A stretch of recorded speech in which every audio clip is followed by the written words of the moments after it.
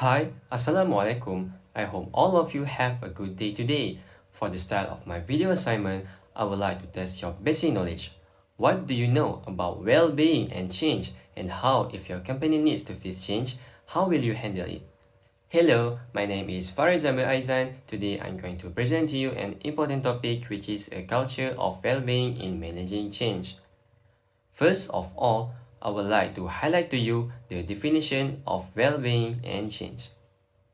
The first one is well-being. What is well-being? Well-being can be defined as a concept where it emphasizes personal growth and general quality of life.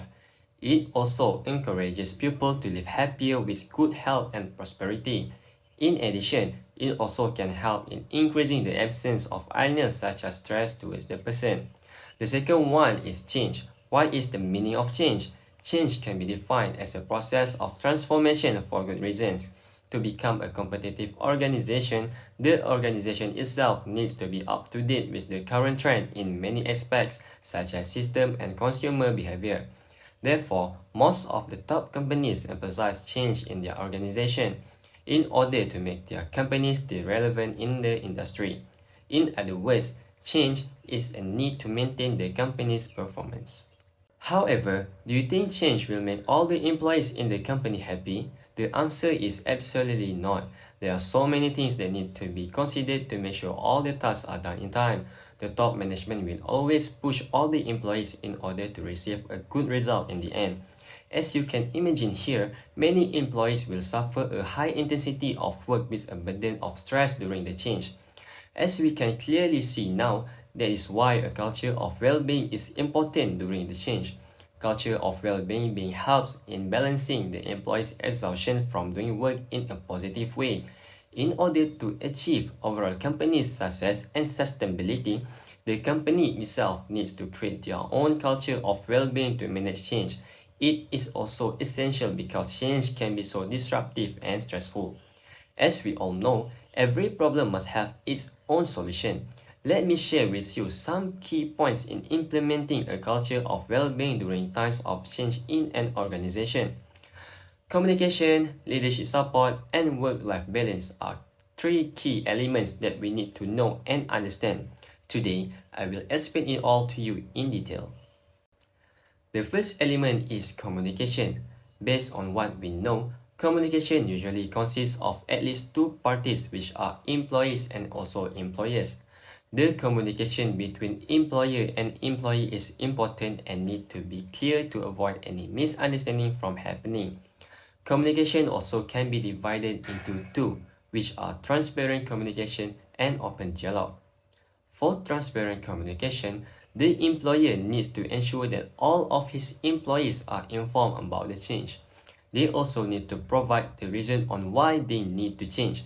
Therefore, the employee will be more understand and be more open to accept change.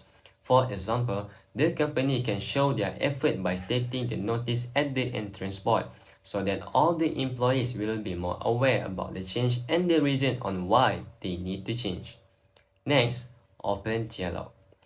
The company will be more encouraged to create an open communication channel that makes the employees feel comfortable to ask any question and provide feedback. We also can consider open dialogue as an informal setting approach. For instance, the representative from HR joining other workers at the cafe. Then the HR worker open the topic about the change and that they need to face. That is one of the ways the employees can do in order to collect the feedback from the employees towards the change. As we can see now, these two could help in reducing the curiosity among the employees and make everything clear without any uncertainty. The second element is leadership support. As we all know, a good leader is a person who guides the team and not the person who directs others. For example, in a football team, there are 11 players in the field, but there is also a coach who guides them on how to score goals. Means that even there are 100 people in a team, they still need someone to give them moral support and good instruction. Focusing back in the leadership support, there are two types of leadership support. The first one is visible leadership and the second one is empathy. For visible leadership, as a leader, they may participate in any discussion among his pupils during the change. they need to play their role as a leader with strong leadership characteristics, which means that the leader who knows how to support their team during the tough time and find a good solution for them, such as buying them a free lunch to give them moral support. It shows that they are concerned towards their people. Next is empathy. As a good leader, they also need to show more empathy and need to evaluate each person of his team. The reason is because during the change, we all are aware that change will have a big impact towards different people. Therefore, we need to handle it in professional ways. For example, Ali says that he wants to resign because he is not able to handle too many tasks. Then the manager needs to react by offering him 1 week rest to release all his stress. As a human, we cannot become too strict to other people. We all know that humans are not robots. They are also need to rest. As we can see here, that's why leadership support is important to maintain the employee's mental stability in facing change. The third element is about offering work-life balance to its employees. Based on the data, we can see that the percentage of suicide has been increased from year to year.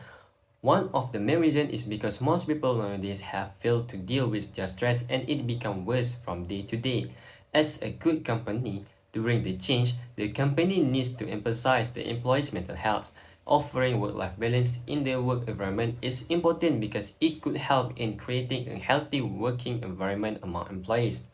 Work-life balance can be divided into two, which are flexibility and also stress management.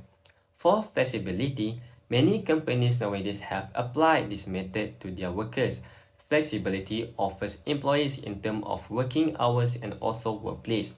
For example, an employee can come to work anytime they want as long as they fulfill the minimum hour that is set by the government per day. They also have the ability to choose either to work at home or office.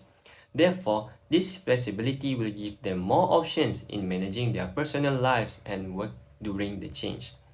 Next, we move to the next point, which is stress management. As we all know, stress management can also be so important during change. Stress can be a burden to the employee and will affect the work result. Therefore, the employer needs to play their role by finding a solution such as creating a game room for them in order to help in reducing the stress. At the end of this video, we can conclude that by implementing this element into the change management process, the organization will be able to create a culture that prioritizes the well-being of employees. It can be an advantage to the organization in creating a positive working environment among employees and also ultimately fostering a more resilient and adaptable workforce. I think that's all from me. Thanks for watching.